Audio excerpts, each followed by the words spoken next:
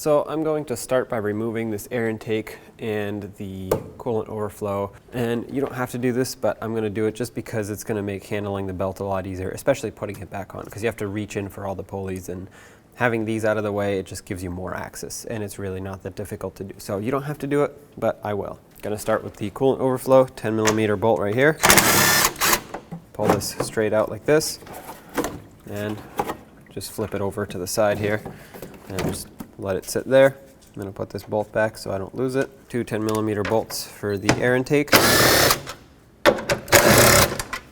Unplug the mass airflow sensor, set the wire aside, and with an 8mm socket or a flathead screwdriver, loosen up this clamp here that holds the filter housing to this ducting here. Lift this up, pull it straight out, move it out of the way, and if you wanted to, you could also remove this, which I will. 8mm socket for this clamp over here. Pull this straight out. And this gives us a whole lot more room to work with here. With a 15mm socket, go ahead and loosen up tension from this tensioner. You want to pull up on it. Once you go far enough, you'll be able to pull the belt off. There we go. Pull it off of the idler first. You don't have to remove it all the way. I'm just going to leave it hanging right here.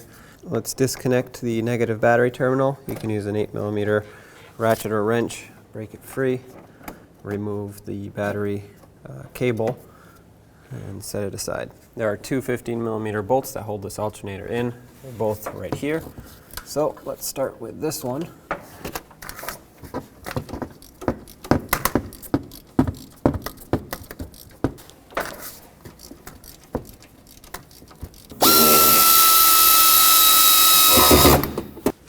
There's one.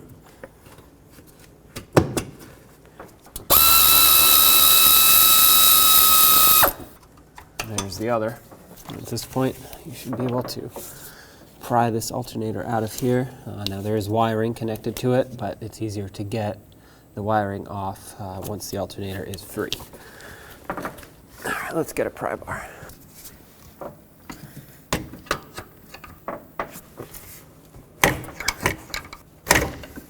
Okay, one side popped out, and there's the other side. Okay, that's removed. Careful of the wiring that is still attached. We'll flip it up like this. Now we can work on disconnecting the main power wire. There's also this little connector here. Pop that out. With this rubber insulator pulled back, use a 10mm socket and remove the mounting nut.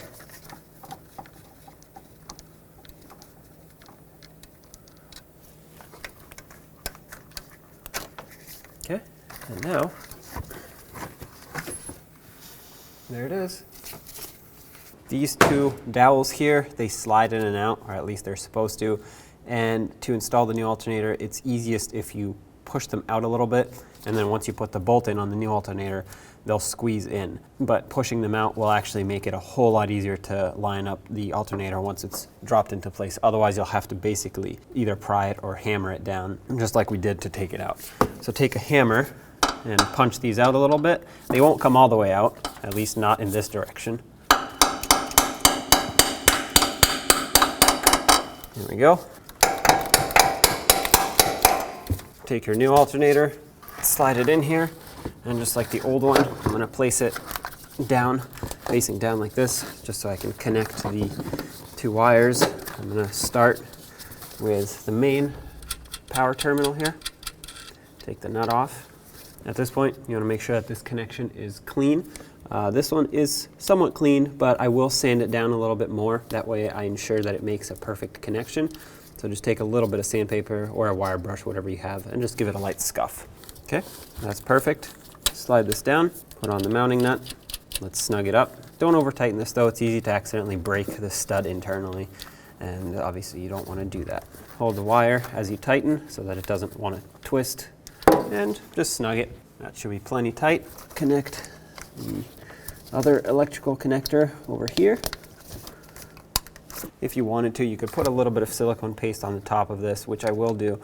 What you don't want to do though is put silicone paste right in there where the connection is being made, because it will actually prevent the connection from being made. I just want to put it here to protect the top of this from corrosion. Work it into the end of the wire a little bit and the threads. All right. Pull the insulating boot over, just like that. Take the alternator and drop it into position here. If your bolts are corroded or rusted, you will want to clean up the threads at least, if not the whole thing. Mine are good, so I'm just going to go ahead and reuse them. You don't have to put any thread locker or anything on these, just install them dry as is, but do clean them up. They sometimes get rusty here because this part kind of sits out in the open, so just as a side note.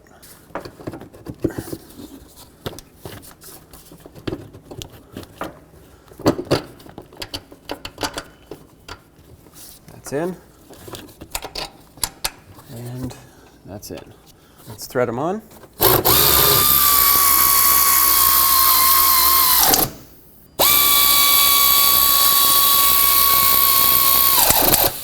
All right, now I'm just gonna double check them by hand.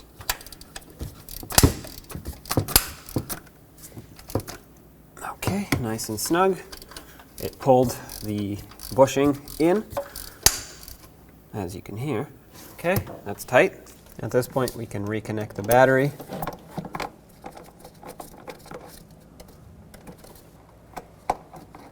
Make it nice and snug. Let's get the belt on. First, make sure that it is still on the pulleys that it needs to be on.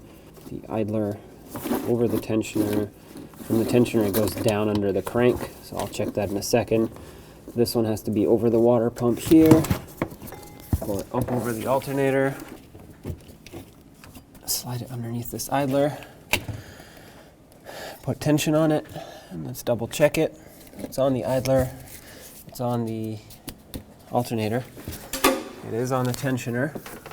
It is on the water pump.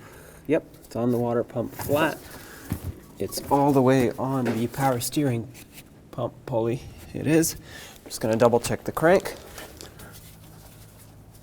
Yeah. All right, it's on the crank. Let's get the coolant overflow back in.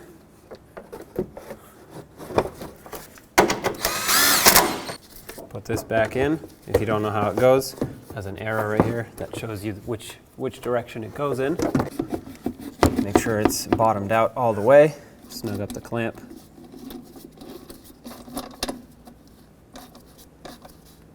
Get the rest of the air intake back in. Make sure you snug up the clamp. And then put these two bolts back in.